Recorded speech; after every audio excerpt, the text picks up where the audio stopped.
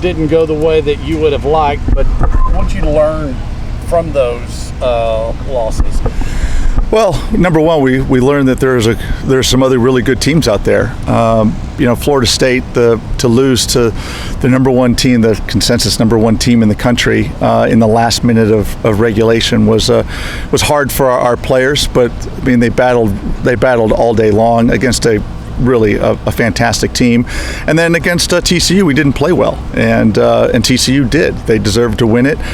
Some fluky goals that were the difference in the game, which is all of these things are correctable for us, and that's why we're playing against these teams. If I wanted to roll through undefeated in our non-conference season, I would have scheduled a bunch of lollipops for us to just give a licking to, but that's not what we're about. We're about trying to get ourselves prepared to compete and win in the SEC, and then compete and win in the NCAAs. The two teams that we lost to are teams that we probably will see in November, and so we need to know now what are the things that we still are lacking, and what are the things that we can do better, and what have we done well. So all of those things came out of this last week. It's a hard lesson to lose games because losing sucks, but it's just one of those learning moments for a team of teenagers.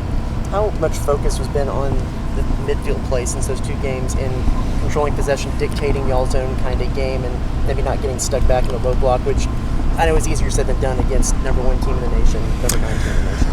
Well, I think our youth really showed in both the games, and that we were just a little bit too frantic. We've got a chance to play in front of capacity crowds at both places. The crowd that we're going to have on Saturday is going to double both of those, but those people are going to be on our side instead of against us. So I think that part of this learning process is being in those environments, seeing that there are times when we can possess the ball and can we build upon that, and that's one of our big focuses this week, is just to get our rhythm, get our attacking rhythm, so that we are constantly putting the other team under pressure. How impressed? I know you don't want to get forced back in the low block, but how impressed were you with the defensive effort against Florida State, with able to withstand that pressure?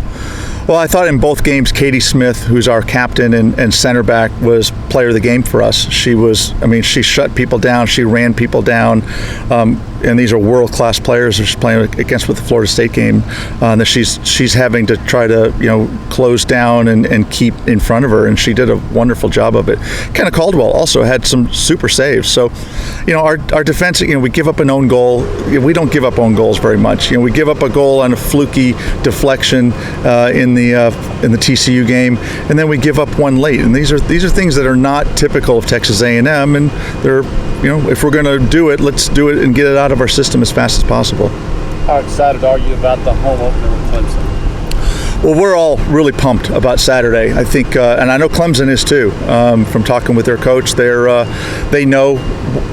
think they know what the environment's going to be like. I would expect that we're going to see a full house plus, and that's exciting. It's exciting for our players. Our players have been working hard. They deserve to play in front of such a large gallery, and for us, this will be the first athletic event for the Texas A&M calendar in our 100th anniversary of the 12th man. So I know all the freshmen are here. They'll be excited to be the 12th man, and we have a lot of visitors in town. A youth tournament with about 135 teams are coming in, which will be a nice shot in the arm for the local economy, but also a nice shot in the arm for our adrenaline on Saturday night.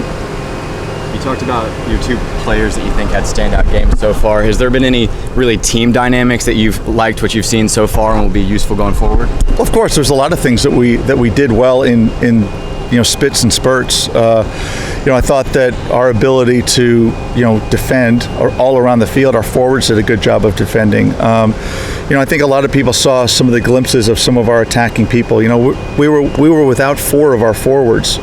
Most teams don't have 4 forwards, but we were without 4 of our forwards this past weekend.